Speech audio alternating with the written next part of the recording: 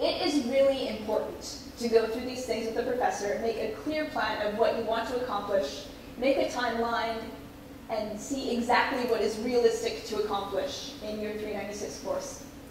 I gotta admit, I didn't do this. I went in, I was totally stoked to be doing my own project. I was really happy about it, and I wound up at the lab probably 30 plus hours a week.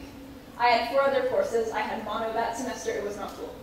So, yeah, it was bad. But, so you really need to go in with a clear goal of what you want to accomplish. You need to make sure that that's communicated to your professor. You don't want him coming in and being like, hey, so how's the major paper going? You need an exact goal of where you want to go, and you need to make sure that everybody involved knows what that is. Okay, honors. Honors is a really big time commitment. When I actually started out in the lab summer after, or just before the summer after, I was in U1, and I was already talking about honors to the graduate students in there at that point. And the first thing one of them said to me was, oh, well, you'll sleep less. So I was like, okay. So usually your research experience with honors takes place in your final year. I've been spending, again, probably close to 40 hours a week in the lab. This does vary depending on your supervisor, but based on the people in my class, I think this is pretty standard. Again, this is microbiology, so I don't really know what the standards are for other departments. Again, setting clear research goals is really absurdly important. So go to your professor, go to the graduate student who's supervising your project, make sure that everybody knows what's going on. Don't blow off meetings with your supervisor because you're worried you don't have any data. It's really, really important because it will come back and bite you at the end of the year. So the great thing about honors is that the schedule in terms of coursework is amazing. Like, I'm in 3 courses. I have 2 exams at the end of the semester. It's pretty great.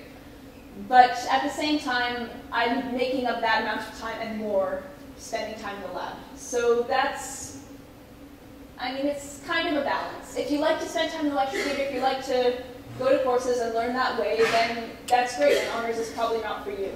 And if by 3rd year you're really, really sick and you just sitting in the lecture theater, you don't ever want to look at another PowerPoint presentation again, maybe honors is the way to go. So it's about what you want to do. Finally, and most importantly, and I realize I'm harping on this a bit, but you need to find something that you're interested in. So if you settle for a lab just because you're worried you can't get another good position, if you go at a project that you don't really care about, it's going to make for a very, very, very long year. So the other thing about honors that I just wanted to quickly touch on is that I haven't had too much of a chance to do any electives. Like, I actually couldn't have made up a minor if I had even wanted to. If you have advanced placement courses from high school, things like that, it changes a little bit. But if you want to do honors plus a minor, that's great, good luck to you, but you're going to need to do some very careful planning starting now, if not sooner. So courses. Do the research on your professors. So if you're looking for an elective course, if you're looking for a good elective course, you really want a prof who's kind of into it, who's able to teach you. You don't want like some crotchety old professor who's going to give you a really hardcore 100% final sort of thing. You need to do the research on these professors. You need to make sure that this course is what you're really looking for. And yes, it's a lot of work. It's kind of a pain in the neck, and it's something that you need to do during a time of the year that's generally pretty busy. But it is 100% worth it, trust me. Ask questions of the older students.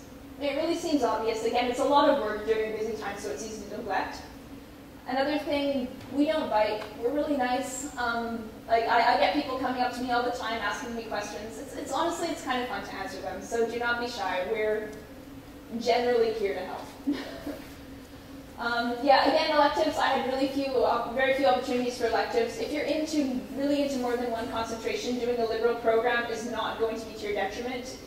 Being really unique is actually probably going to be an advantage when applying to medical school. So it really comes down to doing what you're into, and I think a passion about what you're doing is probably a greater weapon you could wield going into an interview or a medical school admissions setting than any amount of 500 level courses or crazy sounding majors. So research. Finding a supervisor, depending on your department, can be tough. This is a story I tell which makes me seem a little bit crazy about how I found my current supervisor. I've actually been in the same lab since U1 because it's worked out really well. Other people go through 3 labs, 4 labs, just looking for what they want to do. What I did is I started emailing my supervisor about halfway through U1. He never responded. He was really busy. He didn't check his email. Maybe I went to his junk mail. I don't know what happened. So I thought what he was doing was really cool. He was curing cancer using a virus. I'd kind of seen it on Grey's Anatomy. It was neat. So yeah, I'm ashamed of that. But so yeah, I started calling him. I got his office phone number from his secretary and started calling him. And he never picked up the phone. I don't know, maybe he was away at a conference, maybe he didn't recognize the number, or whatever. So eventually I started going over to his lab, which was over at the Jewish General Hospital, by the way, so kind of a trek, and knocking on his door. And it took me like 2 weeks after that to track him down. I don't know if he was avoiding me or what, but after a while, I don't know, I eventually went in, sat down, had an interview. He didn't know my name by that point. And it went really well, and that's worked out really, really well for me. So don't give up. It's a bit of an extreme example, but don't give up. If a professor doesn't respond to your email inquiry, these people get massive, massive amounts of email every day. Odds are it's just lost. Like, you don't want to find a lab that you think is really cool, send it in an email, and if you don't get a response, just drop it. You don't want to do that. So I say stick with it. That's my experience. Okay, so finding funding. NSERC's been mentioned a couple of times. What people haven't mentioned about NSERC is that it's extremely competitive. There are generally a few NSERCs allotted per department per year, and in microbiology at least, the cutoff GPA to get an NSERC is normally about a 3.95. So pretty high. FRSQ, a little less high, but again, very competitive, and you do need a Quebec residency status, which I'm guessing most of you coming out of U0 don't actually have.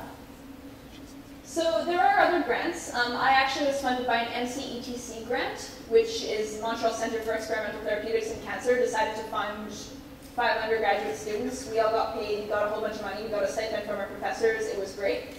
The thing about these grants is that they can be tough to find. So if you ask your professor, odds are he's been getting emails about that too, and hitting delete. So if you ask people to keep an eye out, if you do a bit of the research yourself, you can find these other funding opportunities, and you don't necessarily need to volunteer in a lab if that's not something that you can really do based on your financial situation.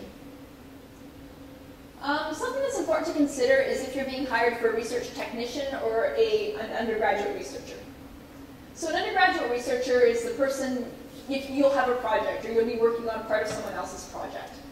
You'll be doing Western blots, you'll be doing experiments, you'll be doing all sorts of things. Most of the time they won't work, sometimes it'll be horribly frustrating, but you'll be doing experiments, you'll be doing scientific research. As a research tech, generally what they're looking for is someone to make media, maintain rotifier cultures, like clean up after things in the lab. Like I spent part of my first summer glass washing, that was not cool. So again, it depends what you're looking for. If you're going in after U1, getting a position as an undergraduate researcher, or even after U0, getting a position as an undergraduate researcher is pretty improbable unless you have research experience. So getting a job as a technician tends to be a really good foot in the door. So you get to know a professor, you get to know the graduate students, you might get to know a couple of the profs in the building. Maybe you'll find out what really appeals to you. So it's not something that you should just discount because it's going to kind of be doing other people's dirty work. It's something you have to look into. And it's, again, something you need to really discuss with your professor, because if they hire you and you don't really know what you're going to be doing, and then you walk in the first day and they're like, here, wash these beakers, and you can't really complain, right? So research is a lot of work. I've really been lucky, actually, in terms of research. I got into my lab at a very good time. I got involved with the right graduate students' projects. I've actually got my name on a couple of publications, but you will most likely not be published. It's more about luck than anything. Getting published is about, it's about when you come in, and it's about whose project you get stuck on. And usually that's not your decision, that's your supervisor's decision. So it's very much about luck.